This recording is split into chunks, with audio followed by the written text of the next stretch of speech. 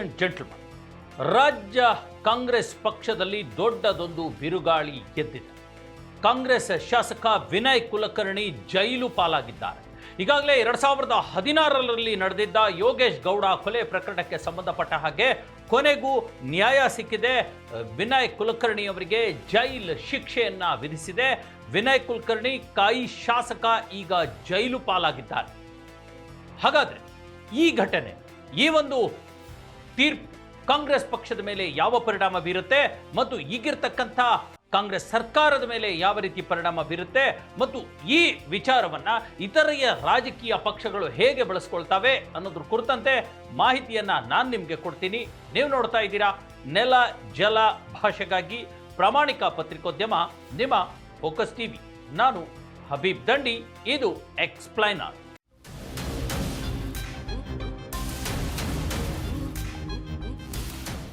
S ವೀಕ್ಷಕರೇ, ಧಾರವಾಡ ಗ್ರಾಮಾಂತರ ಕ್ಷೇತ್ರದ ಶಾಸಕ ವಿನಯ್ ಕುಲಕರ್ಣಿಗೆ ಜೈಲು ಶಿಕ್ಷೆ ವಿಧಿಸಲಾಗಿದೆ.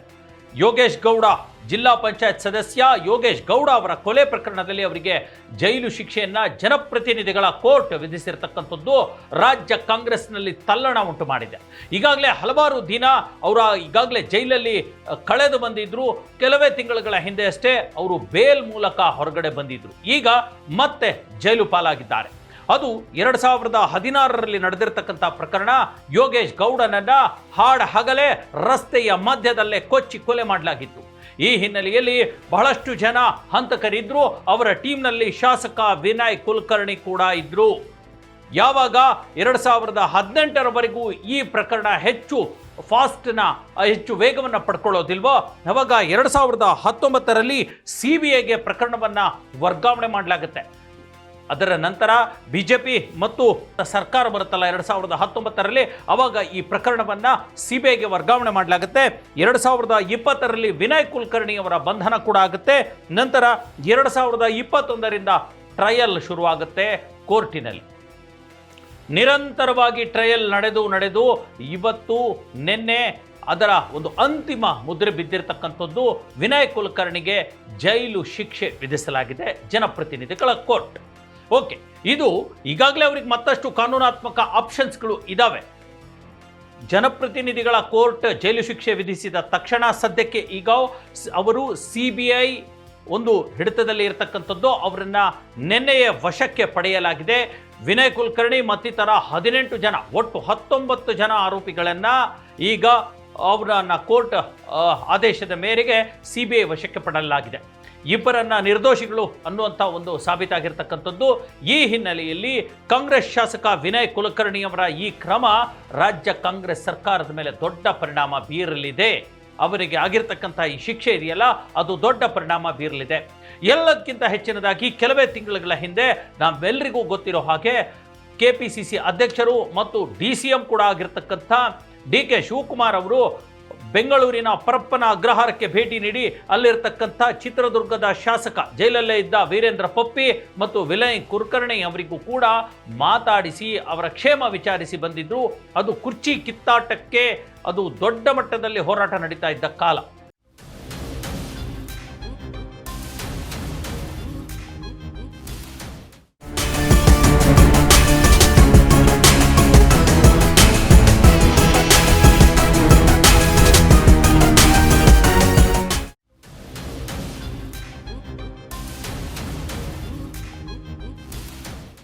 ಈ ಸದ್ಯಕ್ಕೆ ವಿನಯ್ ಕುಲಕರ್ಣಿ ಜೈಲು ಪಾಲಾಗಿರೋದು ಕಾಂಗ್ರೆಸ್ ಪಕ್ಷಕ್ಕೆ ದೊಡ್ಡ ಮಟ್ಟದ ಹೊಡೆತ ಬಿದ್ದಿದೆ. ಅವರ ನೈತಿಕತೆಗೆ ಹೊಡೆತ ಬಿದ್ದಿದೆ. ಹಾಗಾಗಿ ಈಗ ಏನಾಗ್ಬೋದು, ವಿನಯ್ ಕುಲಕರ್ಣಿ ಅವರ ಬಂಧನದಿಂದ ಈಗ ಅವರು ಜೈಲು ಪಾಲಾಗಿರೋದ್ರಿಂದ ಏನೆಲ್ಲ ಸಾಧ್ಯತೆಗಳು ಇದಾವೆ ಅನ್ನುವಂಥದ್ದು. ಮೊದಲನೆಯದಾಗಿ ಕಾಂಗ್ರೆಸ್ ಪಕ್ಷದ ವರ್ಚಸ್ಸಿಗೆ ಇದು ಧಕ್ಕೆ. ಆಡಳಿತ ಪಕ್ಷ ಕಾಂಗ್ರೆಸ್ ಈಗ ಮುಂದಿನ 2028ರಲ್ಲಿ ಚುನಾವಣೆಗೆ ಹೋಗಬೇಕು. ಅಲ್ಲಿ ಇವರು ಯಾವುದೇ ಪಕ್ಷದ ವಿರುದ್ಧ ಮಾತನಾಡೋದಕ್ಕಿಂತ ಮುಂಚೆ ಒಮ್ಮೆ ಯೋಚನೆ ಮಾಡಬೇಕಾಗತ್ತೆ. ಹಾಗಾಗಿ ಕಾಂಗ್ರೆಸ್ ಪಕ್ಷದ ವರ್ಚಸ್ಸಿದೆಯಲ್ಲ, ಅದರಲ್ಲೂ ಅಟ್ಲೀಸ್ಟ್ ಕರ್ನಾಟಕದ ಮಟ್ಟಿಗೆ ಆ ವರ್ಚಸ್ಸಿಗೆ ಧಕ್ಕೆ ಆಗೋದಂತೂ ನಿಶ್ಚಿತ.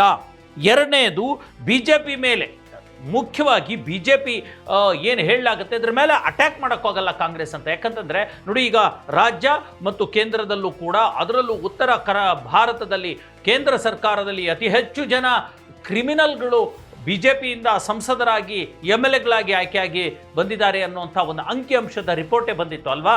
ಅದು ಮಧ್ಯಪ್ರದೇಶ, UP, ರಾಜಸ್ಥಾನ, ಗುಜರಾತ್, ನೀವು ಎಲ್ಲಿ ನೋಡಿದ್ರು ಕೂಡ, ಬಿಹಾರ ಸೇರಿದಂತೆ ಅಲ್ಲಿ ಹೆಚ್ಚು ಜನ ಕ್ರಿಮಿನಲ್ಸ್ಗಳು ಬಿಜೆಪಿ ಪಕ್ಷದಲ್ಲೇ ಇರ್ತಕ್ಕಂಥದ್ದು ಅನ್ನುವಂಥದ್ದು ಇವತ್ತಿನ ಸತ್ಯ. ಆದರೆ ಈ ಮಾತನ್ನ ಕಾಂಗ್ರೆಸ್ನವರು ಬಹಿರಂಗವಾಗಿ ಬಿಜೆಪಿಯವರಿಗೆ ಟೀಕೆ ಮಾಡಿ ಹೇಳಕ್ಕಾಗಲ್ಲ. ಯಾಕಂದ್ರೆ ನಿಮ್ಮಲ್ಲೂ ಕೂಡ ಏನು ಶ್ರೀರಾಮಚಂದ್ರರಿಲ್ಲ ಅನ್ನುವಂಥ ಮಾತನ್ನ ಕೇಳಬೇಕಾಗತ್ತೆ ಅಲ್ವಾ. ಅದಕ್ಕೆ ಉದಾಹರಣೆಯಾಗಿ ಬಿಜೆಪಿಯವರು ಕೊಡೋದು ಯಾರು ಗೊತ್ತಾ? ಕೇವಲ ವಿನಯ್ ಕುಲಕರ್ಣಿ ಒಬ್ರಲ್ಲ. ಇವತ್ತು ಜೈಲಿಗೆ ಹೋಗಿರ್ತಕ್ಕಂಥ ವಿನಯ್ ಕುಲಕರ್ಣಿ ಜೊತೆಗೆ ಅಕ್ರಮ ಹಣ ವರ್ಗಾವಣೆ ಮತ್ತು ಬೇರೆ ಬೇರೆ ಪ್ರಕರಣಗಳಲ್ಲಿ ಜೈಲು ಸೇರಿರ್ತಕ್ಕಂಥ ವೀರೇಂದ್ರ ಪಪ್ಪಿ, ಚಿತ್ರದುರ್ಗದ ಶಾಸಕ, ಅವರು ಕೂಡ ಕಾಂಗ್ರೆಸ್ ಪಕ್ಷದವರೇ.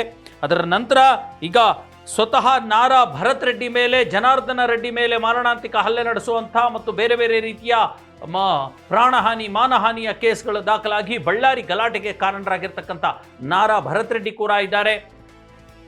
ಎಲ್ಲಕ್ಕಿಂತ ಹೆಚ್ಚಿನದಾಗಿ ಸ್ವತಃ DCM ಆಗಿರ್ತಕ್ಕಂಥ DK ಶಿವಕುಮಾರ್ ಮೇಲೆ ಹಲವಾರು ಕ್ರಿಮಿನಲ್ ಪ್ರಕರಣಗಳು ಕೇಳಿ ಬಂದಿರತಕ್ಕಂಥದ್ದು, ಅವರು ಕೂಡ ಜೈಲಿಗೆ ಹೋಗಿ ಬಂದಿರತಕ್ಕಂಥ ಒಂದು ಹಿನ್ನೆಲೆ ಮತ್ತು ಆ ಒಂದು ಕಪ್ಪು ಚುಕ್ಕೆ ಕಾಂಗ್ರೆಸ್ ಪಕ್ಷಕ್ಕೆ ಇದ್ದಿದ್ದೇ ಇದೆ.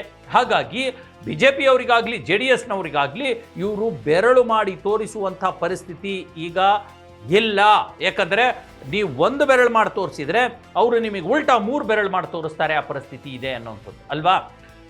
ಇನ್ನೊಂದು ಬಹು ಮುಖ್ಯ ಪರಿಣಾಮ ಏನು ಅಂತಂದರೆ, ಈಗಾಗಲೇ 1 ವಾರ 15 ದಿವಸದಿಂದ ನಡೀತಾ ಇರತಕ್ಕಂಥ ಕಾಂಗ್ರೆಸ್ ಪಕ್ಷದಲ್ಲಿ ಹೇಗೆ ಮುಸ್ಲಿಂ ಅಲ್ಪಸಂಖ್ಯಾತ ನಾಯಕರ ತಲೆದಂಡ ನಡೀತಾ ಇದೆಯಲ್ಲ, ಉಚ್ಚಾಟನೆ ಮಾಡಿಬಿಡೋದು, ಅವರನ್ನು ಅಮಾನತು ಮಾಡಿಬಿಡೋದು, ಅವರನ್ನು ಟಾರ್ಗೆಟ್ ಮಾಡಿಬಿಡೋದು, ಅದರಲ್ಲೂ ಪ್ರಮುಖವಾಗಿ CM ಸಿದ್ದರಾಮಯ್ಯನವರ ಬಣದಿಂದ ಗುರುತಿಸ್ಕೊಂಡಿರ್ತಕ್ಕಂಥ ಅಲ್ಪಸಂಖ್ಯಾತ ನಾಯಕರನ್ನೇ ಟಾರ್ಗೆಟ್ ಮಾಡಿ ಪಕ್ಷದಿಂದ ಹೊರಗೆ ಹಾಕಲಾಗ್ತಾ ಇದೆಯಲ್ವಾ, ಅದು ಕೂಡ ಒಂದು ಹೊಡೆತ ಕೊಟ್ಟರೆ ಈಗ ವಿನಯ್ ಕುಲಕರ್ಣಿ ಅವರ ಜೈಲು ಪಾಲಾಗಿರ್ತಕ್ಕಂಥದ್ದು ಕೂಡ ವಾಪಸ್ ಮರು ಹೊಡೆತವನ್ನು ಕೊಟ್ಟಿದೆ.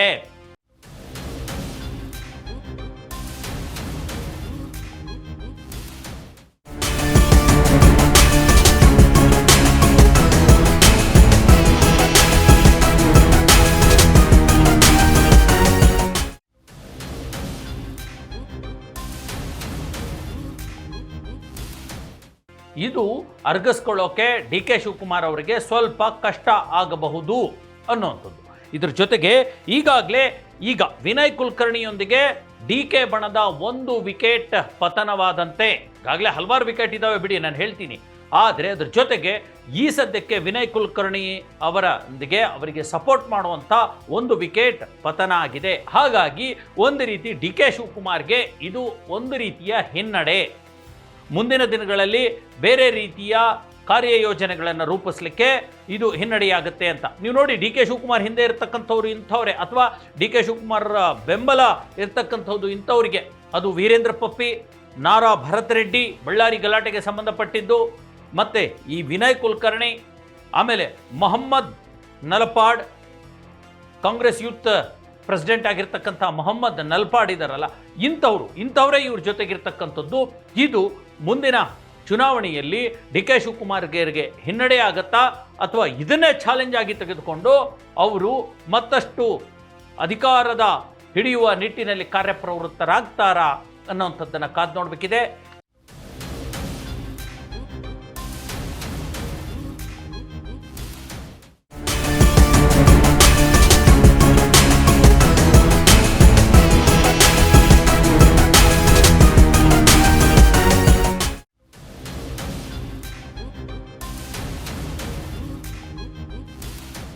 ಎನಿಹೌ, ಈ ವಿನಯ್ ಕುಲಕರ್ಣಿ ಜೈಲು ಪಾಲಿನ ವಿಚಾರ ಇದೆಯಲ್ಲ, ಇದು ಕಾಂಗ್ರೆಸ್ ಪಕ್ಷಕ್ಕೆ, ಅದರ ವರ್ಚಸ್ಸಿಗೆ, ಅದರ ನಾಯಕರಿಗೆ, ಅದರ ನೈತಿಕತೆಗೆ ಒಂದು ದೊಡ್ಡ ಕೊಡಲಿ ಏಟು ಅನ್ನೋದರಲ್ಲಿ 2 ಮಾತಿಲ್ಲ.